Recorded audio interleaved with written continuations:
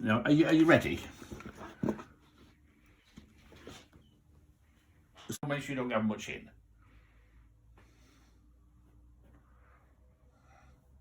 Okay, now just a little bit. We've done one video. We're just joining another little bit here. I'll just go back, and I've found out the mistake I'd made when I would come up with the numbers.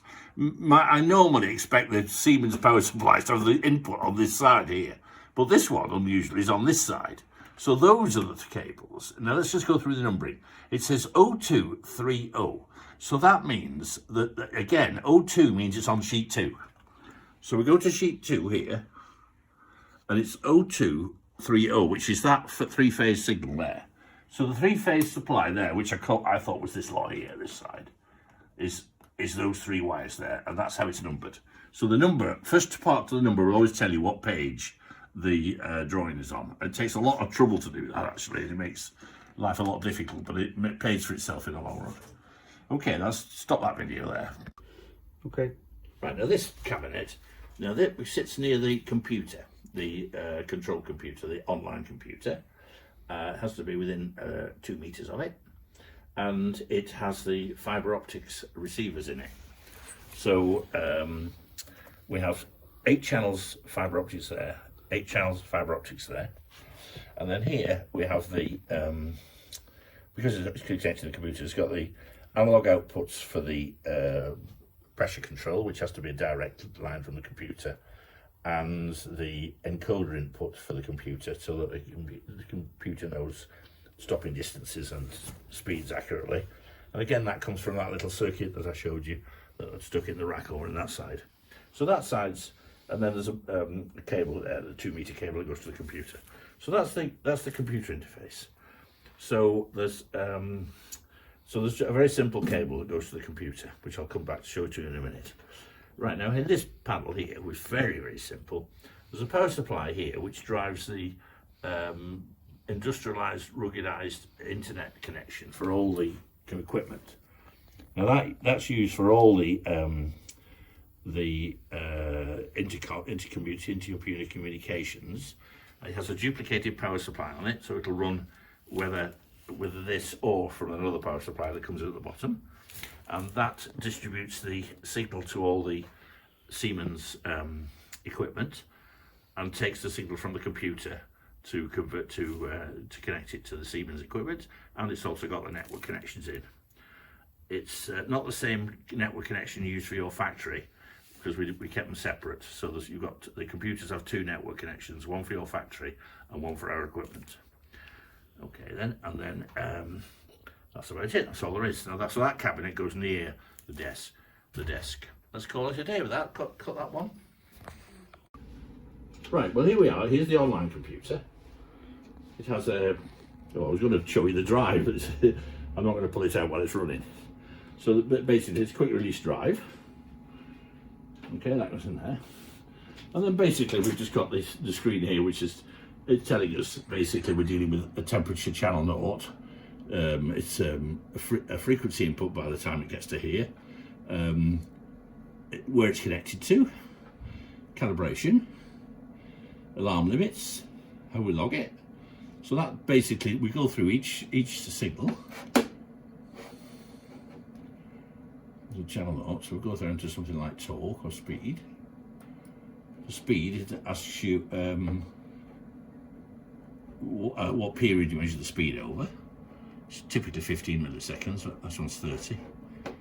Okay, then you set up the servo loops and digital signals. So that's the screen setup to set up the machine, basically, so that you can run in. And basically, it's very simple. It's got it's a standard rack mount computer, and has one cable, one card inside, with a very high speed digital I/O, which connects to the fibre optic input that is down there. Okay, so that's basically the online computer. There's an offline computer as well, which is for some distance away. Okay, there's a... Right, now here we've got the I/O on the machine. Now this cabinet is behind the main motor on the machine itself. Okay, so it's got the I/O again a bunch of inputs and outputs. These connect to all the sensors and on the machine, turn the air on and off and what have you.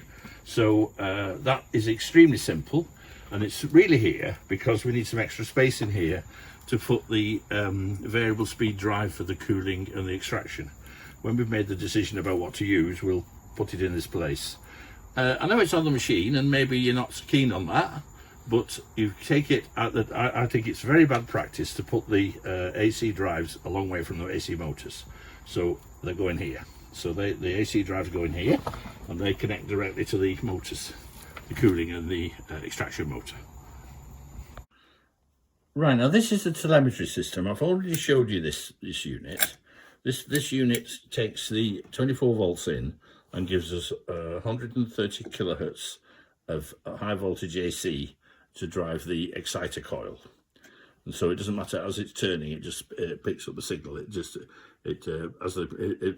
up the same voltage irrespective of what the position is, and it gets power to it even when the flywheel is stopped. So this provides the exciter coil signal to get that power. It's the same technology as a phone charger, the wireless phone charger. In fact, it uses the same chips inside as the phone charger. So so that's units in here. Now originally when we designed it, we were going to put the receiver in here, but it got a bit difficult to design, and we don't sell enough to do the delicate receiver design. So we've got a solution here, which is this box, which is the receiver. This can go within 20 meters of the transmitter. The transmitter you've seen is the banana board, and here is the receiver here. The receiver unit is here. Okay, and it's very simple. There's a little audio amplifier. Oh yeah, that's the receiver. There's a little audio amplifier so you can hear the sound coming from the unit, the message, the radio signal. You turn the volume control.